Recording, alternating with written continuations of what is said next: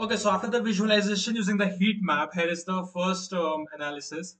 I'm sorry, the second part of the analysis, and that is the understanding your variables. Like, for example, the duration second variable, like it's giving like the count. The count here refers to the total number of values are there, 94,802, and as mentioned, there were 94,802 rows. So by looking at the set, that there is no missing value in the duration second. The mean of those entries is here, the minimum value there, the maximum value there. But these kind of values can actually help, like to get insight of for how many duration actually your go bike is being used by an XYZ user. And after this, like checking the uniqueness, like there were like how many unique variables, how many unique cell values were there for each and every column, and I found these insights from the data. And now comes the third part of the visualization, that is the data wrangling code. Data wrangling refers to like you have some messy data, you have certain values there, and what data wrangling does is like deal with those missing values. This is the output of the data wrangling that I got. And okay, so here comes the manipulations, like what manipulations I did. So that data wrangling I processed was focused on cleaning and preparing this Ford GoBike data set for analysis. Like for the first, at first, that column, the start time and the end time columns, I converted it to the date time format, as you can see here. Like some of the values were there. I have replaced it with NAT. Like if the values are missing, simply write the NAT. If not, then it's okay. And here the date is being mentioned, and then the duration here. Like as you can see, the start time is the time of the starting, and then the end time. Like for example, this user actually booked this Ford Go bike on 26th of May 2025. Booked it at around 7:52 54 hours in the morning, 7:52 in the morning. And then on 26th of May 2025, he ended his booking at 7:47 p.m. in the evening. Well, that represents 9 of 7. So this is, and as you can see, like if, for example, like there was some values that were malformed. Like for example, I found this file that was written as 5235.2. Well, this was actually malformed. So for the I used to convert those invalid entries to NAT as mentioned before. Okay, so the first chart that I visualized is the frequency of bookings versus the trip durations in minutes. And what I have found in this visualized chart is most trips were lasting like between 5 to 15 minutes, and there was a quite steer drop after 30 minutes. And actually I concluded from this chart that majority of the users that are booking the bikes are usually going for like short commutes, or like some quick errands, like running to a grocery store, or going to a nearby place. So let's get on to the second chart, that is the number of trips versus the start hour I have visualized. And here is the code part I have done. And here is the final visualized chart. And what insight I have concluded from this part of visualization was like there was a like a clear peak at 8 a.m. and between 5 to 6 p.m. Let's get on. So here you can see at around 8 p.m., like approximately around more around 1600 bookings. At 8 a.m. in the morning, there are approximately 1600 bookings, and then between 5 to 6 p.m., like, there is quite a lot of number of bookings.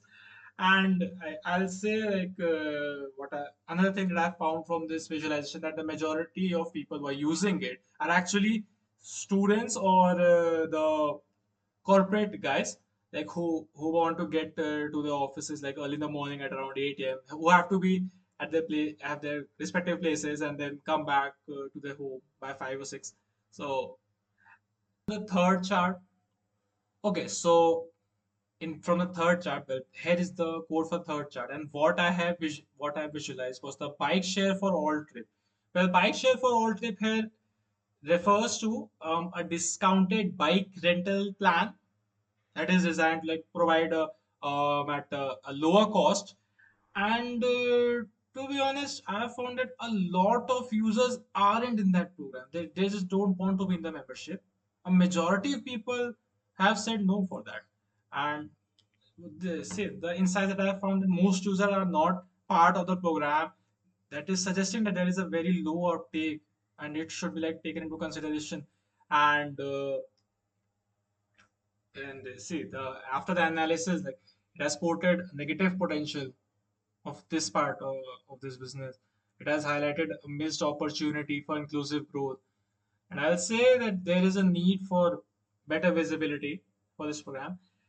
Okay, so now coming to the fourth chart.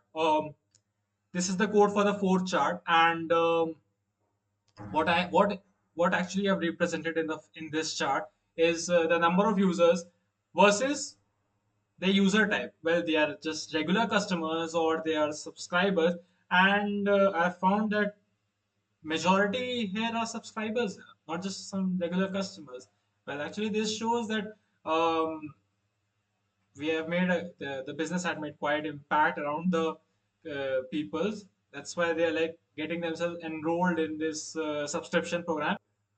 Okay, so now coming to the chart number 5, and here I have distributed like average trip duration by gender, and this is here the core part of this. And they actually there were only two details given, male and female, and missing cell values actually assume that if the gender is not mentioned there, most probably it's going to be other, so I mentioned it other there. And I've used a bar plot chart, and the comparison was quite effective, and I was able to summarize it very properly. In females, there's actually, the average is above 12. In males, the average is around 10, and in the others, the average is like I'll say around 13 or more than 13. So, like for this, from this chart, well, I'll say that the organization can do some sort of like personalized marketing where we can target a specific gender section. And the last chart that I visualized here, this is the code part, and that was the age distribution of riders and their frequency. And I'll say that most of the riders who are into this booking stuff are majority are between 25 to 40 people here. Well, if 25 to 40. Okay, so now let's come to the final part of the visualization. And the first chart that I have derived in the final part is the correlation heat map. This is the final correlation heat map. Here's the code, and here's the final chart. Okay, so what insights I found from the chart is that the duration second and the trip duration uh, are perfectly correlated. Like perfectly correlated. Well, that was actually expected. And since one is derived from the other, well, actually, like duration second chart is like the strip duration minute data is derived from the duration second chart only. So they are perfectly correlated. And as part for like the member birth year showed a very weak correlation with the trip duration, like suggesting that age might not be a major factor in how long someone uses the service. And last chart that I've derived is the pair plot chart. Here's the code part, and here is the final pair plot chart that I've derived.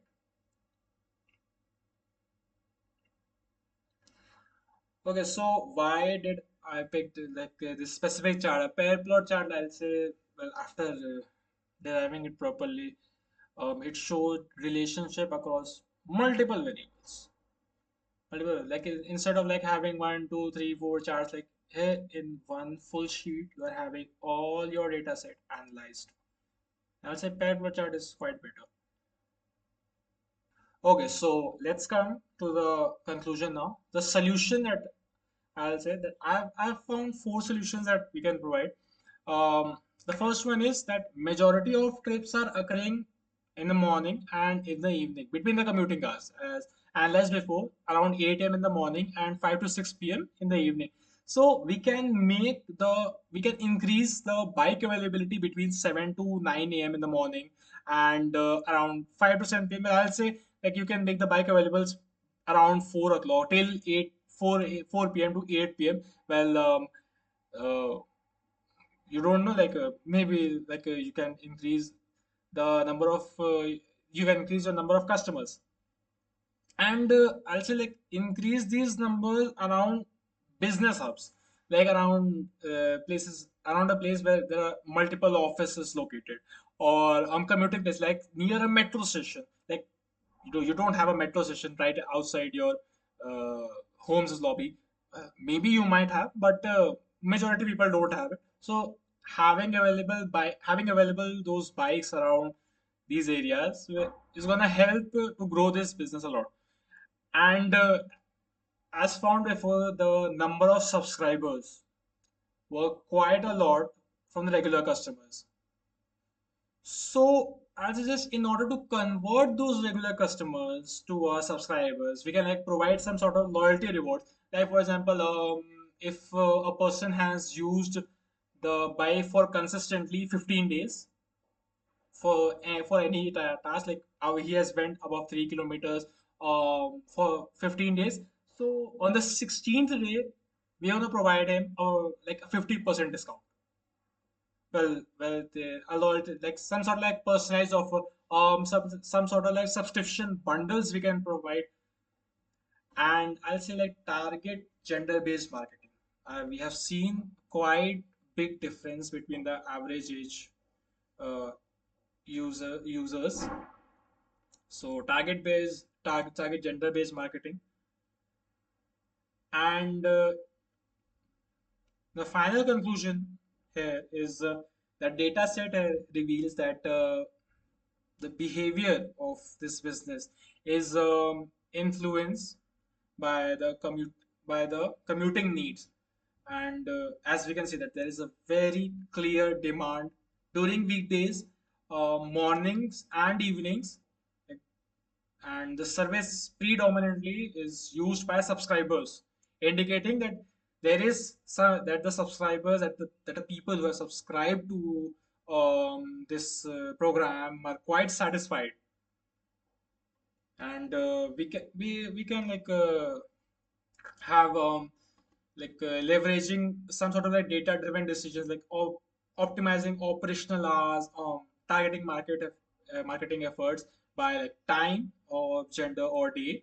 And in order to convert the regular or the normal customers to our regular subscribers, um, let's give some sort of like awards, not sorry awards, rewards or some personalized offers. So this is it. This was my first EDA project here at Labmentix, and thank you so much for listening to me patiently.